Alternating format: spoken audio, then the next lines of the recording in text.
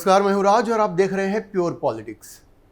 भारत की जो प्रमुख वामपंथी पार्टी है सीपीएम, उसके ऊपर अस्तित्व का संकट इस कदर मंडरा रहा है कि अब वो अपने पुराने तिकड़मों से पीछा छुड़ाकर किसी तरह से अपने आप को भारत की राजनीति में प्रासंगिक बनाए रखने की कोशिश कर रही है। आज की तारीख में हार का डर सीपीएम को इस कदर सता रहा है कि उसने अपने सर्वाइवल के लिए मोदी सरकार के सामने घुटने टेक दिया है, ऐसा उसके ऊपर आरोप लग रहे हैं। मैं आपको विस्तार से बताऊंगा कि सीपीएम ने ऐसा क्या किया है कि सीपीआई से लेकर कांग्रेस तक सारा मोदी विरोधी खेमा कुनबा उसके ऊपर विश्वासघात का आरोप लगा रहा है, मोदी के सामने सरेंडर करने का आरोप लगा रहा है। अब अगर आप इस पार्टी का इतिहास देखेंगे तो आप पाएंगे कि ये वो पार्टी है जिसने पानी पी पी कर हिंदुओं को कोसा है। जी, सीपीएम का ये इतिहास रहा है। इसने पानी पी पी कर हिंदुओं को कोसा है, हिंदू संस्कृति को कोसा है। हिंदुओं को अपमानित करने का कोई भी मौका इस पार्टी ने नहीं छोड़ा। इसी तरह से इस पार्टी ने हमेशा भारतीय जनता पार्टी के ऊपर फासिस्ट होने का आरोप लगाया, तानाशाही का आरोप लगाया, सांप्रदायिक होने का आरोप लगाया, मुस्लिम विरोधी होने का आरोप लगाया। सीपीएम ने हमेशा भाजपा के खिलाफ साजिशें रची और इस बात का पूरा प्रयास किया कि बीजेपी कभी भी सत्ता में ना आ सके। आप याद कीजिए वो दौर जब हरकिशन सिंह सुरजीत सीपीएम के महासचिव हुआ करते थे। उनका एक ही लक्ष्य होता था कि किसी भी तरह से भाजपा को सत्ता में आने से रोका जाए। अपनी इसी धुन में उन्होंने न जाने कितने मोर्चे बना डाले। देवगौड़ा, इंदर कुमार गुजराल जैसे लोग प्रधानमंत्री भी बन गए। ये इसी धुन का, इसी पागलपन का नतीजा था। भाजपा के प्रति नफरत में सीपीएम और हरकिशन सिंह सुरजीत इस तरह सुलगते रहे कि उन्होंने अपना घर खुद ही जला डाला।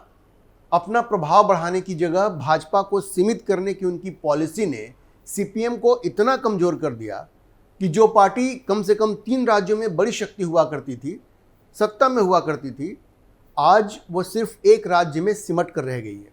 वैसे हरकिशन सिंह सुरजीत के बाद भी जो महासचिव बने, प्रकाश करात हों या सीताराम येचुरी हों, उन लोगों ने भी हिंदुओं और भाजपा के खिलाफ विस्ममन करना छोड़ा नहीं, जारी रखा। अब देखिए, जिन 3 राज्यों में सीपीएम का डंका बजता था वो राज्य हुआ करते थे पश्चिम बंगाल, त्रिपुरा और केरल। पश्चिम बंगाल और त्रिपुरा से तो पार्टी का सफाया हो चुका है, ले देकर सिर्फ केरल बचा है जहां पार्टी पिछले 2 टर्म से सत्ता में है। लेकिन 2026 में होने वाले विधानसभा चुनाव में पार्टी को अपनी लुटिया वहां भी डूबती हुई दिख रही है। और यही वजह है कि अब वो सत्ता में अपने आप को बरकरार रखने के लिए अपनी पुरानी नीतियों को भी बदलने को तैयार है, तिलांजलि देने को तैयार है। और इसी दिशा में एक बड़ा कदम उठाते हुए उन्होंने एक ऐतिहासिक पलटी मारी है। अब देखिए, सीपीएम का एक 24वां कांग्रेस जो है सीपीएम का, वो मदुरई में होने वाला है अप्रैल में।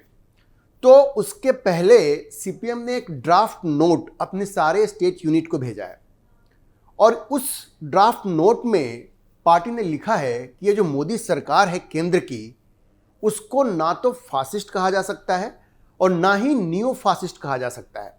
अब ये अपने आप में काफ़ी चौंकाने वाली बात है, क्योंकि अभी तक जो सीपीएम थी वो हमेशा भारतीय जनता पार्टी को फासिस्ट या नियो फासिस्ट कहा करती थी। लेकिन ये जो ड्राफ्ट पॉलिटिकल रिजोल्यूशन है जिसको इन लोगों ने अपने स्टेट यूनिट को भेजा है, जिस पे वो चर्चा करेंगे और उसके बाद उस पर एक फाइनल डिसीजन लिया जाएगा या उसको पास किया जाएगा, ये अपने आप में काफ़ी चौंकाने वाला है। पार्टी क्या कहती है? पार्टी का ये कहना है कि उसने आज तक कभी भी ये नहीं कहा कि भारतीय जनता पार्टी या तो फासिस्ट है या नियो फासिस्ट है। उसने ये कहा कि भाई, हमारा ये कहना है कि पिछले 10 साल में जब से नरेंद्र मोदी प्रधानमंत्री बने हैं और सत्ता जिस तरह से भाजपा और आरएसएस के हाथ में आ गई है, उससे फासिज्म के लक्षण दिख रहे हैं, कैरेक्टरिस्टिक्स दिख रहे हैं नियो फासिज्म के, लेकिन अब ये फासिस्ट हुआ नहीं है। अब देखिए, पता नहीं किस तरह की ये बातें ये कर रहे हैं कि लक्षण दिख रहे हैं, लेकिन ये फासिस्ट है नहीं। उनका कहना है कि भारतीय जनता पार्टी फासिस्ट नहीं है। अब उन्होंने टेक्निकली ये बात कही हो या ना कही हो, ये तो फैक्ट है कि सीपीएम के सारे नेता भाजपा को फासिस्ट कहते रहे हैं।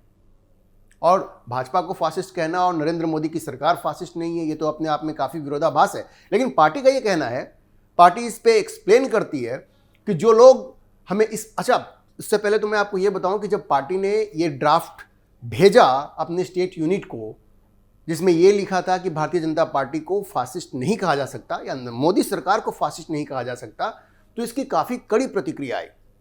कड़ी प्रतिक्रिया कांग्रेस की तरफ से भी आई और उनके जो अपने एलआई हैं जैसे सीपीआई है उसकी तरफ से भी आया कि आप तो ये बिल्कुल आपने पलटी मार दी है, आप ये ऐसा कैसे कह सकते हैं। तो सीपीएम ने अपने इस नए स्टैंड को डिफेंड किया और कहा कि अगर इस देश में वाकई फासिज्म आ जाता या मोदी सरकार फासिस्ट होती तो पॉलिटिकल स्ट्रक्चर जो है वो चेंज हो जाता। तो पार्टी डिफेंड करते हुए पूछती है, इसके जो मेंबर्स हैं वो कहते हैं कि अगर फासिज्म आ गया है तो आप मुझे बताओ कि ये पॉलिटिकल स्ट्रक्चर कहाँ चेंज हुआ है, ये पॉलिटिकल स्ट्रक्चर चेंज नहीं हुआ है। तो इनका जो विरोध हो रहा है, इनके अपने अलाई भी जो विरोध कर रहे हैं और कांग्रेस भी जो इनका विरोध कर रही है कि आपने ये कैसी बात कह दी, तो सीपीएम पीछे नहीं हट रही है, वो इसको डिफेंड कर रही है।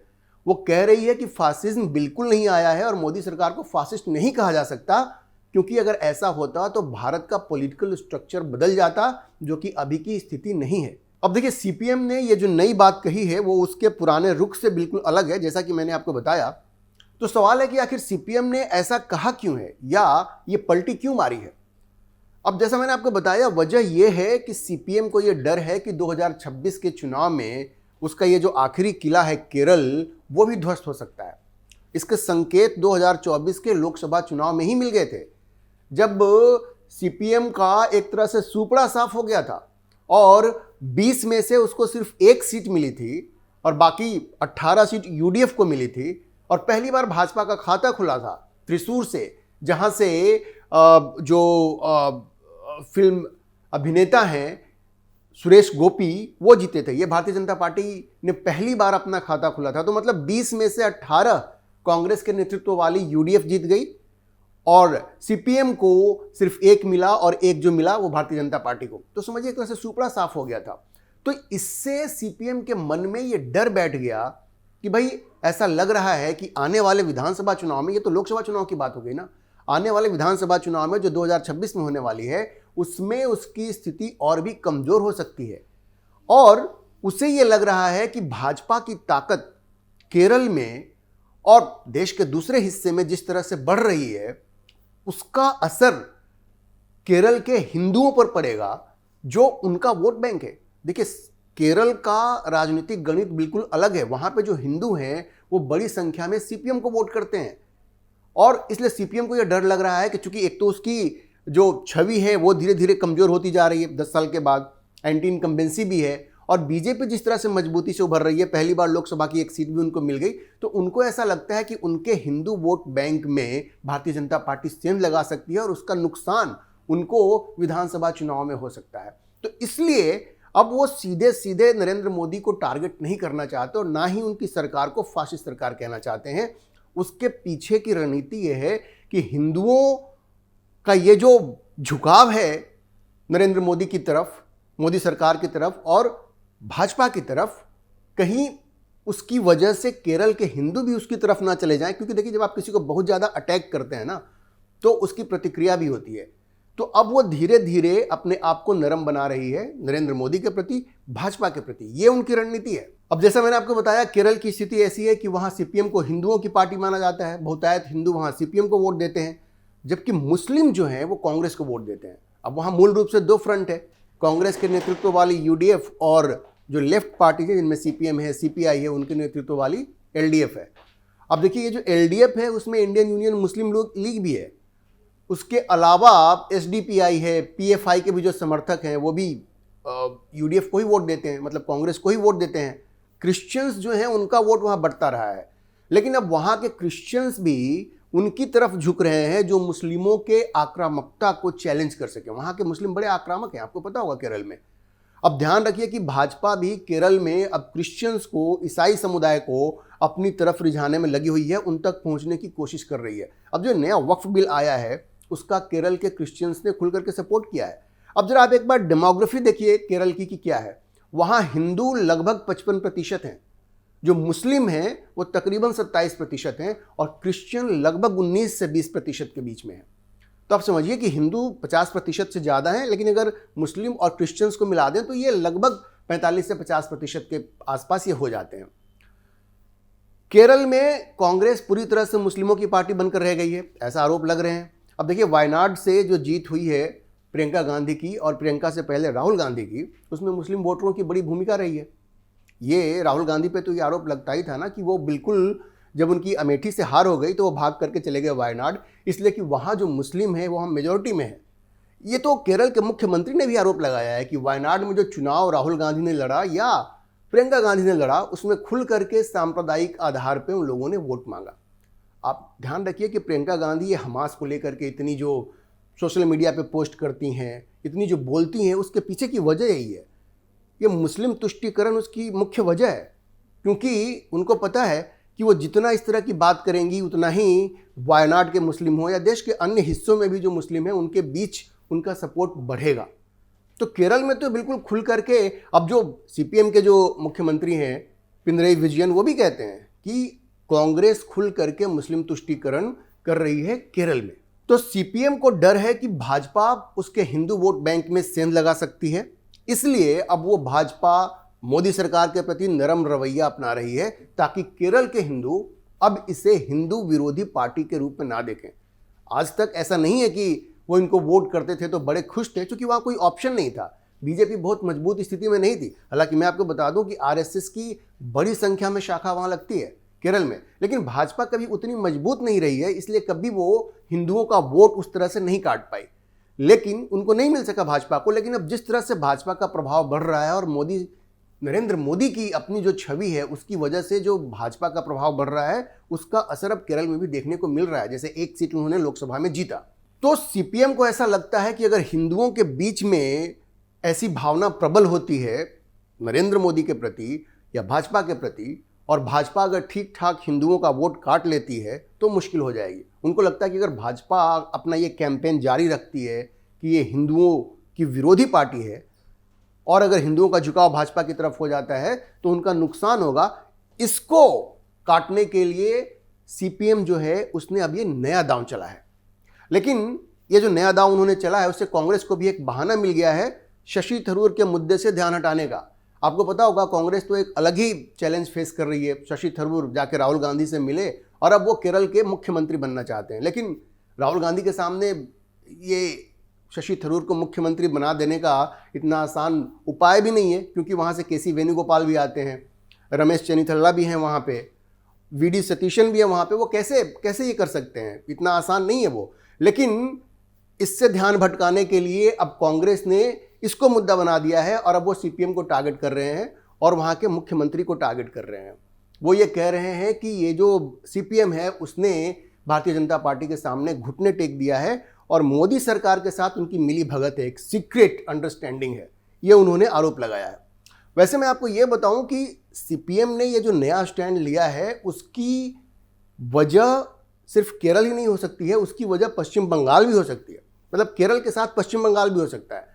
वजह यह है कि सीपीएम पश्चिम बंगाल में भी किसी तरह से अपनी वापसी करना चाहती है, और जिस तरह की मुस्लिम परस्त छवि ममता बनर्जी की बन रही है वो उसका भी फायदा उठाना चाह रही है। इसलिए वो मोदी सरकार के प्रति सॉफ्ट हो रही है, भाजपा के प्रति सॉफ्ट हो रही है। इसके पीछे उसकी ये रणनीति दिख रही है। अब जैसा मैंने आपको बताया कि ये जो नया दांव चला है सीपीएम ने, ये कहते हुए कि वो मोदी सरकार को फासिस्ट नहीं मानती, न्यू फासिस्ट नहीं मानती, तो कांग्रेस ने काफ़ी तीखी प्रतिक्रिया दी है। कांग्रेस ने तो सीपीएम को कम्युनिस्ट जनता पार्टी कह दिया है, और जैसा मैंने कहा आपको, भाजपा के साथ सीक्रेट समझौता होने का आरोप लगाया है। यहाँ तक कहा है कांग्रेस ने कि भाई अब इस स्टेटमेंट के बाद सीपीएम को किसी भी नेशनल अलायंस का पार्ट, मतलब जो कांग्रेस की विचारधारा वाली जो पार्टियां, जैसे उन्होंने इंडिया अलायंस बनाया, तो वैसे किसी भी अलायंस का पार्ट इनको नहीं बनाया जा सकता। और सीपीआई ने भी काफ़ी तेवर दिखाया और कहा है कि सीपीएम को इस पर पुनर्विचार करना होगा। अच्छा, एक तुषार गांधी भी हैं, आप जानते होंगे उनको। तो तुषार गांधी भी बौखला गए हैं इस नए स्टैंड से, और उन्होंने एक ट्वीट किया जिसमें उन्होंने लिखा कि CPM Kerala refuses to brand the Modi government as being fascist, is CPM rolling out its red flag as a red carpet to welcome RSS to Kerala, is लाल बिकमिंग भगवा। ये उन्होंने ट्वीट किया है। तो देखिए किस तरह से वो बौखलाए हुए, वो कह रहे हैं कि क्या लाल जो है वो भगवा बन रहा है क्या? ये उन्होंने ट्वीट में लिखा है। मतलब चारों तरफ बौखलाहट का माहौल है। लेकिन भाई सीपीएम के सामने अस्तित्व का संकट है। वो ऑलरेडी अपना हाथ जला चुके हैं पश्चिम बंगाल में और त्रिपुरा में। भारतीय जनता पार्टी को बर्बाद करने के चक्कर में उन्होंने खुद को बर्बाद कर लिया, तो अब वो एक तरह का कोर्स करेक्शन करना चाह रहे हैं। अब सीपीएम ने मान लिया है कि नरेंद्र मोदी से लड़कर हिंदुओं को टारगेट करके वो अपना अस्तित्व खतरे में डाल लेंगे, इसलिए उन्होंने पलटी मार ली है। अब ये देखना होगा कि ये जो ड्राफ्ट रेजोल्यूशन है उस पर उनकी राज्य इकाइयों की क्या प्रतिक्रिया आती है। लेकिन इतना तो तय है कि केरल की राजनीति में बड़ा बदलाव आने के और नए सामाजिक और राजनीतिक समीकरण बनने के संकेत मिल रहे हैं, और अगर केरल में ऐसा होता है तो फिर पश्चिम बंगाल भी इससे अछूता नहीं रहेगा।